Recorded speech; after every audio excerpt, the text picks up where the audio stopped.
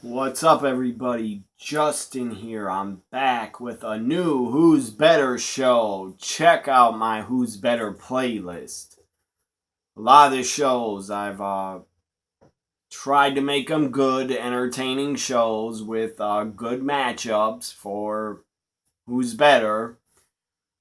So check out the playlist. I've done Who's Better, Shawn Michaels, Bret Hart, Charlotte, Flair, Becky Lynch, the Steiner Brothers, the Hart Foundation, and my last Who's Better show, Sting versus The Undertaker. Check that show out. This Who's Better is between two legendary tag teams, two really great tag teams.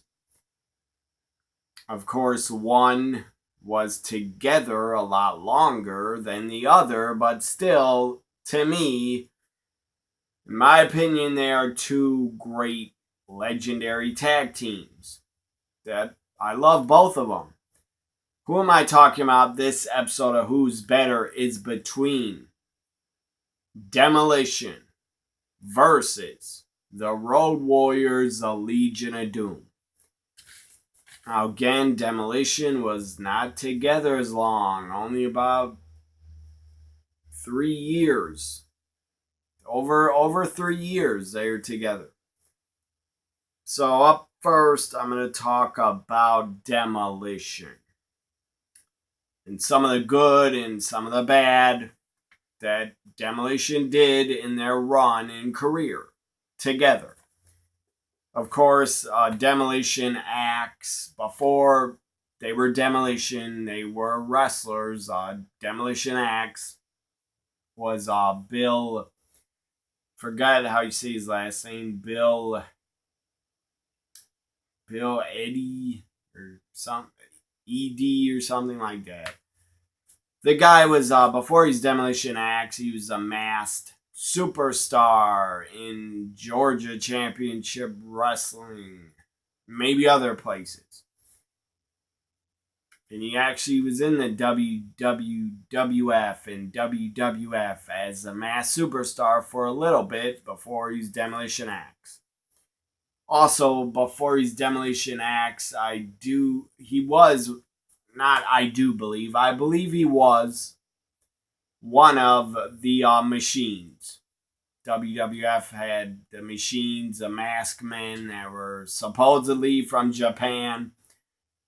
Andre the Giant was one of them. That was so obvious. And that was hilarious.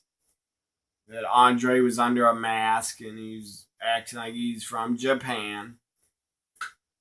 So Andre was a giant machine. Then they had the big machine and the super machine. I believe Axe was either the super machine or big machine.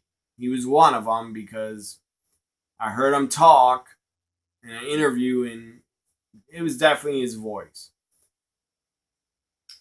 So, anyways, he became Demolition Axe. Probably was a better worker as Mass Superstar, but I didn't see that many matches of Mass Superstar. I've only seen a few. Now let's get to Demolition Smash. He was Barry Darsow. He was in the NWA first, before WWF. He was in the NWA as, I think, just Barry Darsow. Then he became a Russian with Nikita Koloff and Ivan Koloff. He's part of the Russians. Was Barry Darsow. Or I guess he's like an American. He was also a part of Mid-South Wrestling. Was Barry Darsow. Or I think in Mid-South he was in a tag team with Nikolai Volkov, I think. So I guess Barry Darsow was part of the Russians, but as an American had turned to be a Russian or something like that.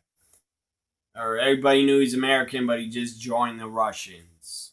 I don't know why he joined them, but good for him. He was, I believe, a tag team champion in the NWA with the Russians. Or with Ivan or Nikita. So, again, Demolition Axe was a very good worker before he was a Demolition Axe. And Smash, Barry Darsow, was a good worker too, but in the NWA, the guy was going to always be a mid-carder. In the WWF, at least, Demolition, they were stars. They were one of the biggest tag teams in the late 80s for the WWF. I'm going to talk about the good that Demolition did. Again, they were one of the biggest, I would say definitely top five tag teams in the late 80s. You could say in the whole decade of the 80s, they were top 10 or 5. So they were just really super, they were heels in the beginning when they debuted in 87. But they were just major stars in the WWF. Their look was unique. It was a Road Warriors ripoff, kind of. I will admit that, but they had a cool look. They had a badass look. It was different from the Road Warriors. Also kind of the same. But again, it was different. They came to the ring. They wore masks. They had like a hockey Jason mask that was black over their faces. That was cool. They'd take it off, stick their tongues out. Their tongues would be red. And they had their faces all painted up. Very cool paint jobs also. And they had the vests and the chaps that had spikes on. That was a cool look. And they also had I don't know what you call them, wrist pads or around their fists, and they had spikes on them. That was a cool look. So Demolition, when they first debuted in 87, the fans took notice. When I first saw them, I was a very young kid. I was 3-4 years old. And when I first saw Demolition on my TV, I was really hooked by them and drawn to them. I was like, these guys are, obviously I booed them because when I was a little kid, I only cheered the faces. Now I like a lot of the heels a lot more. Or I cheer heels over baby faces mostly. But when I was a young kid, I was scared of Demolition, but they still drew me in, and I wanted to see more of them. There was just something about them, their look, their theme music, their style in the ring. It was hard hitting. It was in your face, smash mouth. It was awesome style. I was just drawn in as a kid. I was drawn into Demolition. Again, I did not cheer them until they turned baby faces. Then I cheered them a lot more. So just the look that Demolition had, the face paint, the masks, the gear. They had suspenders that went around their stomach, down their stomach. I don't know what you call it. It was suspenders type thing. That was a great look. They also would have glitter. For some reason, they had glitter on their skin and chest and back and shoulders. They would have glitter all over them. I don't know why, but it was a cool look. I think mostly Demolition Axe had the glitter on his shoulders and hair and stuff. And also the theme music. The debut of Demolition, they had that theme music. It was heavy metal, hard rock. It was awesome. Great theme song.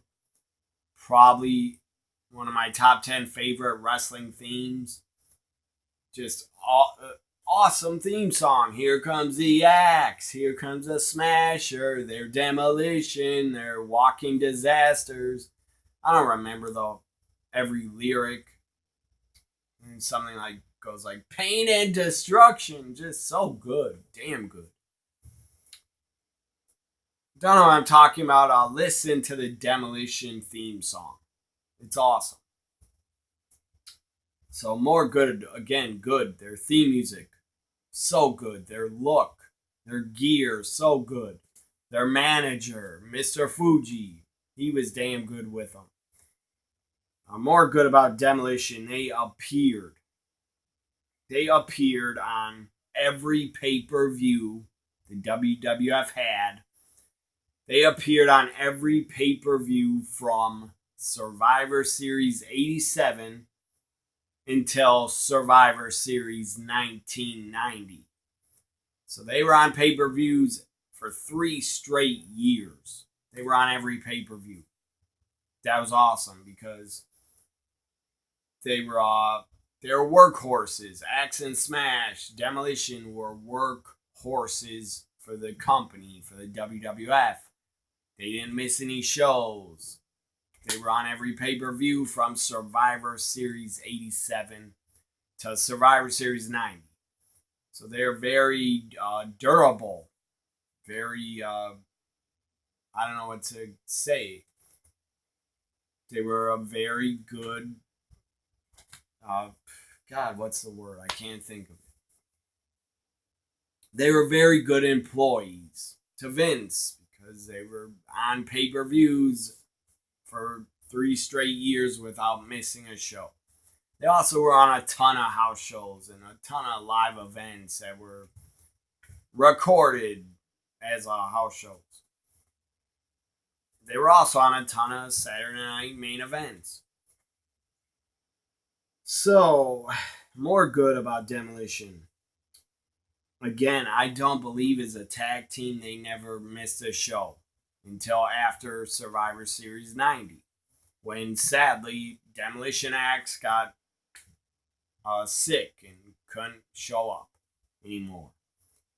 I think he's allergic to some type of food and he ate the food and almost died from it. So more good about Demolition. They just made such an impact. They were one of the best tag teams in the 80s. They had a huge impact on the business and probably had a ton of fans growing up. I know they had a ton of fans, but I'm just saying. Also, more good about Demolition, the first ever 3-time WWF Tag Team Champions. First 3-time tag champs. Also, I believe they broke the record in the WWF and WWF as the longest reigning tag team champions. They held the tag titles from March 1988 until July 89. They had a damn good run as tag champions for over a year. Also, more good about Demolition. They had great tag team matches. They had great matches with every other tag team. They made the other tag teams they were in the ring with a lot better. They had great matches with the Rockers, the Hart Foundation, the Powers of Pain, the British Bulldogs, the Killer Bees, and Strike Force, and the Brain Busters. They had a ton of great matches with all those teams. So, again, the best thing Demolition did was become 3-time tag champions for the first time. Also, become one of the longest reigning tag champions of the late 80s in the WWF. Now let's get to the not so good of Demolition. Again, they weren't the not so good. Some of the bad is they weren't together long enough. They were only together from 1987 to 1990. Now I'm talking about the original Demolition. Well, the original was Demolition Axe and one of the Moondogs. I forget which Moondog, but remember the tag team, the Moondogs? Well, one of the Moondogs was Demolition Axe's partner at first.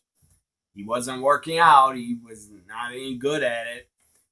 He didn't fit this Demolition character, so Vince got rid of him and didn't like him, or Demolition Axe thought it wasn't working and went to Vince. I'm not sure, but it's either Vince or Demolition Axe said this guy's not working and we have no chemistry. So Vince then got Barry Darsow, and he came in, had his long hair. He had long hair. He wasn't bald anymore. I didn't even know Demolition Smash. I didn't know till I got a lot older. Probably till I was like 12 or something, or 10. I didn't know Demolition Smash was ever Barry Darsow. I did not know that until I was like 10 or 12. So then again, Demolition Axe and Smash, that was the original. They were together for about over 3 years. And then they brought in Crush. I don't know why. I was okay with Crush being in Demolition, but he didn't need to be. I don't know why Vince brought him in, maybe to try to replace one of them, because Crush was a lot younger. I don't know. Or maybe they just wanted to hire Crush, because the guy had a good look. He was a big guy, tall guy. And they just gave him the Demolition gimmick because they didn't know what else to do with him. And then after Demolition Crush, then he became this. That gimmick. That was not a good gimmick. It's like a orange. Remember the orange soda Crush? That was what I thought of when I saw Crush, because he had the orange gear and it said Crush, like he's promoting the soda. That was a weird gimmick. So, anyways, the bad is they were together only over 3 years, and they just, after Survivor Series 1990, Axe and Smash never teamed up again.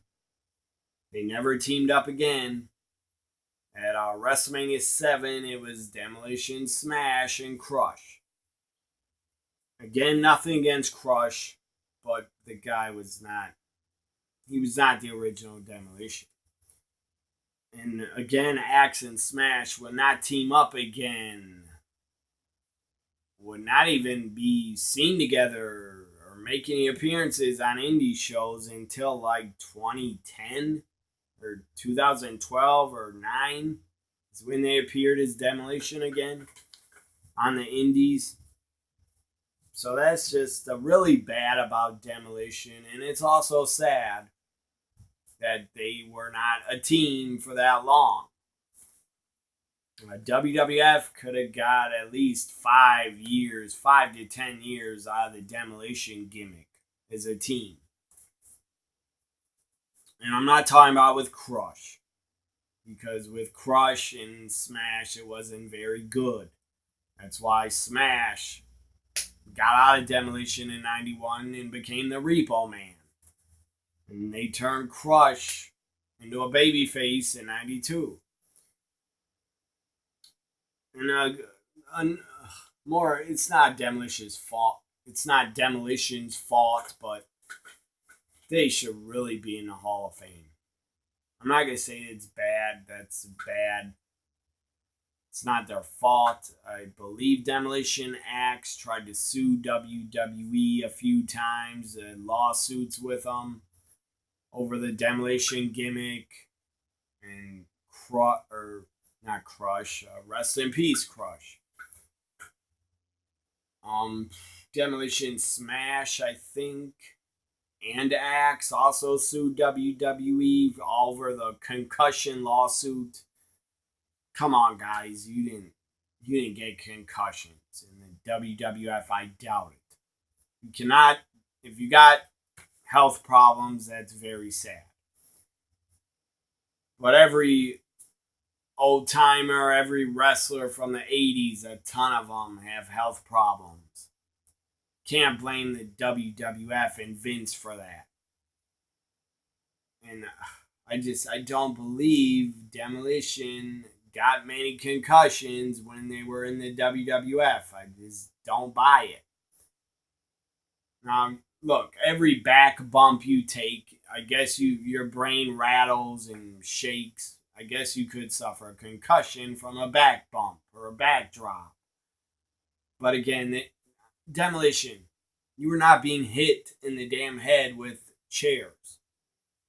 So you shouldn't have sued Vince. If you guys need the money that bad, that's your own fault that you didn't save your money good. And Barry Darsow, you had a job with WCW in 94, 95, 98. You should have made a lot of money off WCW. So that's me talking about Demolition. I still think Demolition, they are still one of my favorite tag teams, especially from 87 to the end of 90. They just were so good. And they were super over as baby faces also.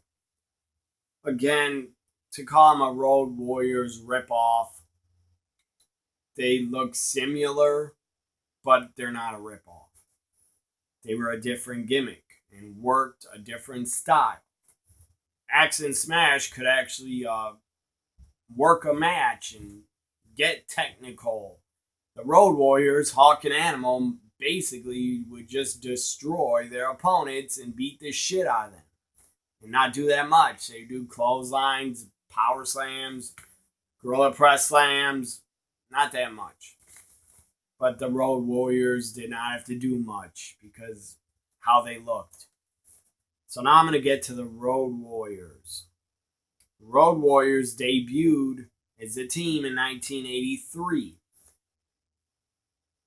I believe they started working in Georgia Championship Wrestling first, I think. Ole Anderson saw them and put them as a team together.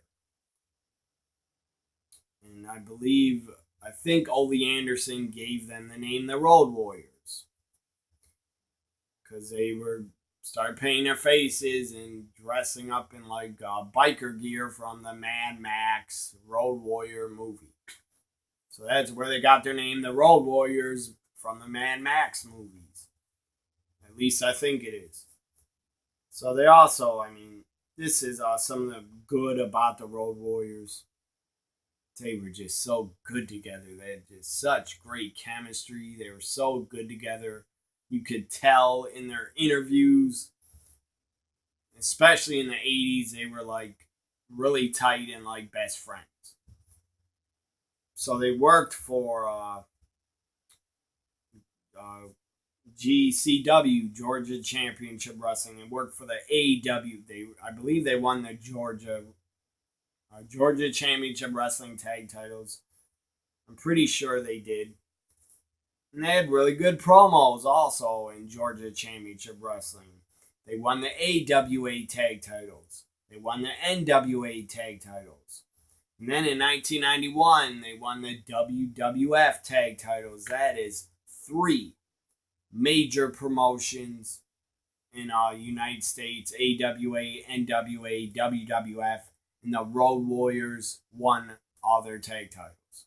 They were the first team to ever do that. Also, they had a great run, as I said. Georgia Championship Wrestling, the AWA, the NWA, the WWF, WCW in Japan. They had great runs everywhere they went. They had damn good runs as a team. They were super over in Japan. Hawk and Animal were super over. They were on a ton of wrestling magazines in Japan. They won tournaments. They won awards. I believe they worked for, I think, All Japan and New Japan. So, also, more good, their look, their gimmick, especially when they got the shoulder pads with the spikes, when they got the theme music, Iron Man, the Iron Man theme that the NWA started playing, and I think maybe the AWA started playing it also. When they got the Iron Man theme, and the spikes with the shoulder pads and the face paint. Just what a look. They were like larger than life. Hawk and Animal, as a kid, when I watched them, I was hooked. They were one of my favorite tag teams as a kid. They still are. They're one of the greatest teams of all time. Their look was just so good. They were larger than life. They looked like real life superheroes. They were put in the WWE Hall of Fame in 2011. They became, again, they were a top tag team in 1991 in the WWF. They became the tag team champions at SummerSlam 91. That was a great match against the Nasty Boys. It was like a street fight. And what a pop.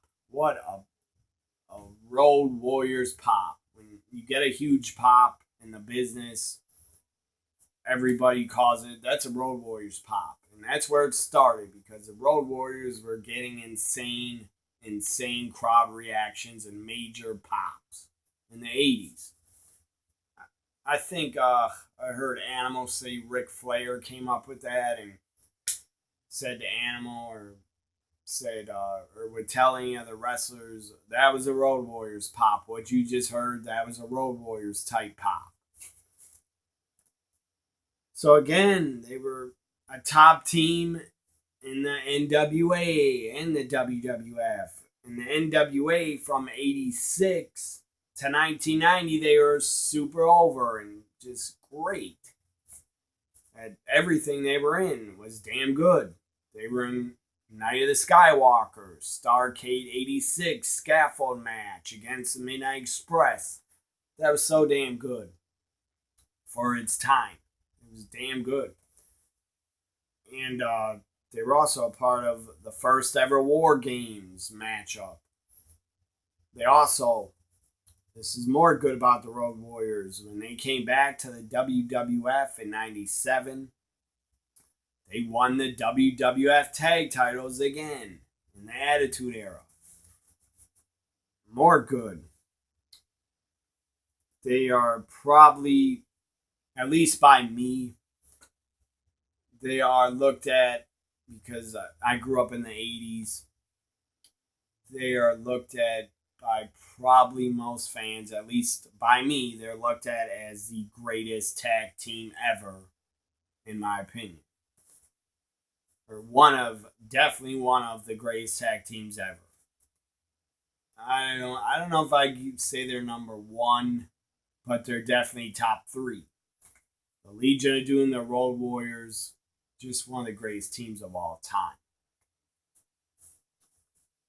So, more good about the Road Warriors. As I said, they were together from 1983 all the way till 2013. The last time they teamed up was on an episode of Raw in 2013. Or 2013. Hawk passed away before 2013. So what am I saying? 2003. Hawk passed away, I believe, in 2003. And they had their final match as a team on WWE Raw in 2003. I think it was against Kane and RVD. I'm not sure, though. So their last mainstream match on TV, I believe, was in 2003 on an episode of Raw. I think that Raw was from Philly. And what a pop they got. They got a Road Warriors pop. Bubba and Devon were the tag champs. Maybe they worked against the Dudleys. I'm not sure. But Bubba and Devon laid down the tag titles as a tribute to Hawk. Maybe Hawk wasn't there. I think it's just Animal showed up. I think Animal showed up, got a huge pop. And I think Hawk is already passed away. So I think just Animal appeared and might have teamed up with RVD or Kane, I think. So I take it back. I don't think it was Hawk and Animal. Their final tag match Man, I can't. I'm confused. I'm so confused right now. The final tag match was either 2003 or 98. I apologize. I can't remember. I would have to look for it on the network. That 2003 episode of Raw. I feel it was in May, June, or July. I know when they appeared that Road Warriors LOD music hit, they got a huge pop. I'd have to watch it back to see if Hawk is there. So now let's get to more good. The Road Warriors, so many tag team titles, so many awards they won. They became the All Japan Pro Wrestling International tag team champions for one time. They were the IPW tag team champions. They were the NWA 6-man tag team champions 3 times. They were the NWA Mid-Atlantic tag team champions 1 time. They won the Crockett Cup in 1986. They won the Starrcade 1989 Iron Man Tag Team Tournament. They are 2-time WWF Tag Champs. They are 1-time AWA Tag Champs. They are the Fighting World of Japan Pro Wrestling Tag Team Champions 1 time. They are the Georgia Championship Wrestling Tag Team Champions. International Tag Team Champions 4 times in Georgia. And they are also, whatever that is, Tag Team Tour champions in 1984. Bottom line is, the Road Warriors did it all. Legendary tag team. The first wrestlers, I think, ever to wear face paint. They were the first ever, I believe. At least as far as I know, they're the first to wear the face paint on TV. Other guys might have done it, but I'm not aware of them. Hawk and Animal wore the face paint first, I think in 83, maybe 84. So I got nothing bad to say. The only, and it wasn't the Road Warriors, LOD's fault. In 92, they weren't booked the right way. They weren't used the right way in the WWF. They just were not. 92, they were not even booked on WrestleMania 8. They just did a promo. That was stupid. And then they got that stupid dummy, Rocco, the ventriloquist goddamn dummy, that Hawk and Animal and Paul Ellering found when they were searching, I believe, the streets of Chicago, and they found this stupid Rocco. I believe that was a Vince McMahon idea. Awful idea. To give the Road Warriors a goddamn puppet. It was stupid, and they didn't need them. So, the other bad is Hawk and Animal could not stay together. In 92, 93, 94, they broke up. They were not together. They were not getting along, but they got back together. So now who's better? I decide who's better between Demolition. Some would call them a Road Warriors ripoff. I will not. I love Demolition. I loved what they did. I just want to say I loved what Axe and Smash did. And Mr. Fuji. I loved what the Road Warriors did. They were part of a ton of firsts. I don't think one of the first scaffold I think one of the first scaffold matches on pay-per-view, Starrcade 86. They're also part of the first War Games. They won the Crockett Cup in 86. They've held every damn tag title there is. Who's better? The LOD, the Road Warriors, are better, in my opinion. Hope you enjoyed this episode of Who's Better between Demolition versus the Road Warriors. If you got any ideas for another Who's Better show, you got any wrestlers you want me to match up to decide who's better, leave it in the comments if you got any suggestions for a new Who's Better show. I got a lot more Who's Better planned, but I will always take ideas. So I hope you enjoyed this new Who's Better episode between Demolition, one of my favorite teams, also the Road Warriors, one of my favorite teams. Obviously, the Road Warriors I like more than Demolition, but I still love Demolition. Road Warriors are better. What's your opinion? Who do you think is better? Leave who you think is better in the comments. Also, like, comment, share, and subscribe. Bye for now.